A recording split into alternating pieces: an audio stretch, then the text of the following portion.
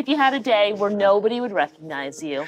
I don't think I'd be that different, honestly. I dropped the whole trying to be something for somebody a long time ago, so I pretty much walk through the world except when I want to be funny or I want to do something outrageous. I don't have any trouble being myself, and I don't have any trouble saying no when I mean no. I don't feel there is a, pressing responsibility to please everyone. I'm not unkind to people. No. I love people. I would much prefer saying hello and who are you and what are you doing today than giving a selfie, because selfies stop the world. They stop life. You then go like that, and it's going on Instagram to give people a false sense of relevance. People talk about depression all the time. The difference between depression and sadness is just, from happenstance. Whatever happened or didn't happen for you, or, grief or whatever it is. And depression is your body saying, I don't want to be this character anymore. I don't want to hold up this avatar that you've created in the world. It's too much for me. Deep rest. Your body needs to be depressed. It needs deep rest from the character that you've been trying to play. I act because I'm broken in a lot of pieces, and acting gives me a chance to reconfigure those pieces into 1,000 different things that are positive for people to watch. Was there ever a moment where you first sort of realized, like, I want to be a performer. This is the thing that I want to do with my life? There was never any other choice. From the time that there was consciousness in the body, I was looking at a man named Percy, my dad, who was the most incredible character that you'd ever meet. If you met him for 5 minutes, you thought you knew him for 50 years. Wow.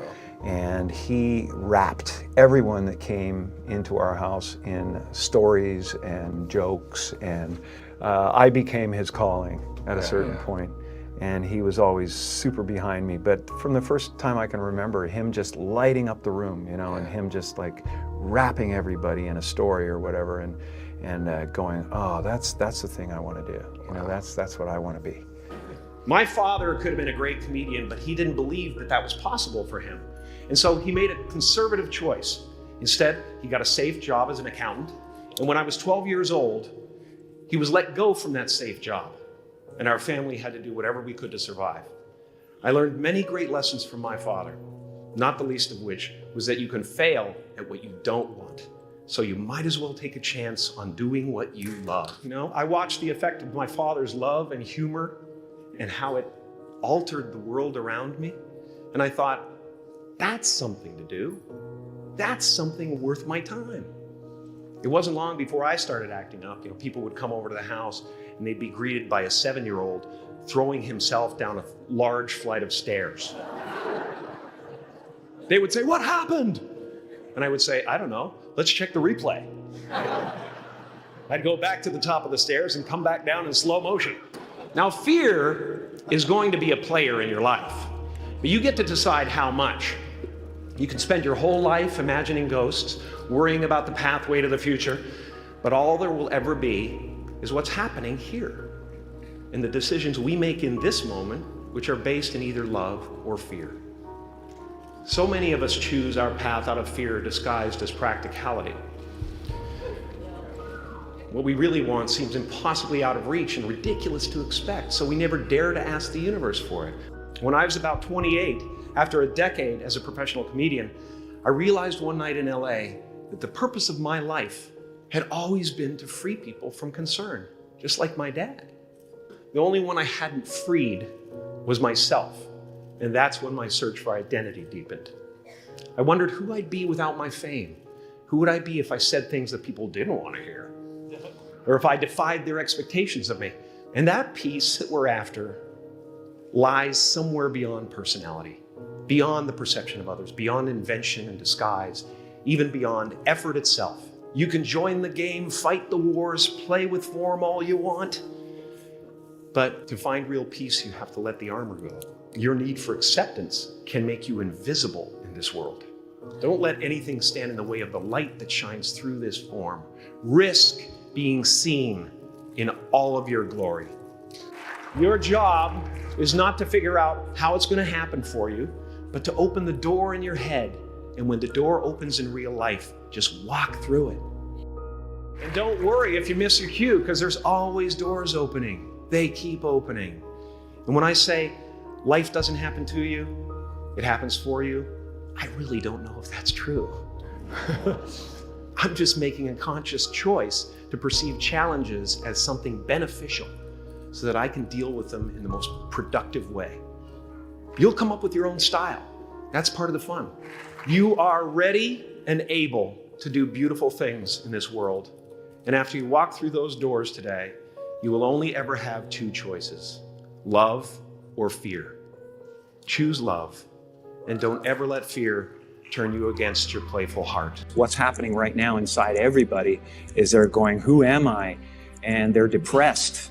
People go like, oh, Jim's been depressed and stuff. Well, yeah, I was depressed when I was trying to be the Wizard of Oz. But now I know that Oz is a character. You know, I think everybody deals with that. Everybody walks around and they go like, why am I depressed? Well, it's because you're trying to be something for the world, you know? And as soon as you let that go, better things happen because they're just happening. Right? It's not, now it's just sadness. Sadness comes, happiness comes. It's the weather that flies by in the sky. It doesn't sit on you long enough to drown you. A few months ago, I woke up and I suddenly got it. I understood suddenly how thought was just an illusory thing, and how thought is responsible for, if not all, most of the suffering we experience. And then I suddenly felt like I was looking at these thoughts from another perspective. And I wondered, who is it that's aware that I'm thinking? And suddenly I was thrown into this expansive, amazing feeling of freedom from myself, from my problems. When I go to sleep at night, I'm not just a guy going to sleep. I'm two-time Golden Globe winner Jim Carrey going to get some well-needed shut-eye. And when I dream, I don't just dream any old dream. No, sir. I dream about being three-time Golden Globe winning actor Jim Carrey. Because then I would be enough.